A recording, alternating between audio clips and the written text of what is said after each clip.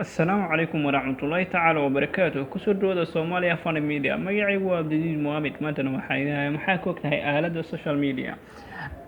aaladda social media waa aalado dadyowga caalamka ay isticmaalaan qaybaheeda kala duwan sida Facebooka, Twitterka, YouTubeka iyo waxyaabo kale oo badan. Isticmaalka aaladaha oo aad ugu soo badanaya adduunka iyo waxaa jira digniino laga soo saarayo isticmaalka iyaga oo isugu jira kuwa fiican iyo kuwa xunxunba.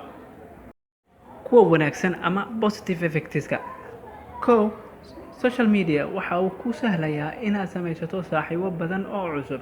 2 social media waxa uu adduunka ka dhigay mid yar. 3 social media waxa uu ka caawinayaa inaad xiriir yeelato.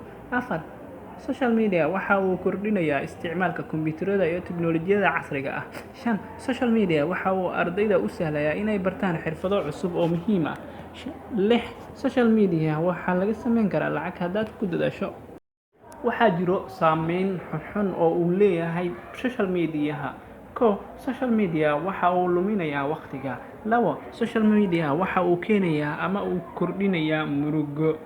3 social media waxa uu keenayaa caafimaad darro oo keenta hurdo la'aanta.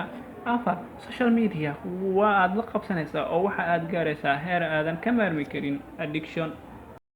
fadlan haddaad ugu cusub tahay subscribe saar gambalaalkan furo si aad u aragto waxyaabaha aan soo dhigno iyagoo ah kuwa ku xiiso gelin doona.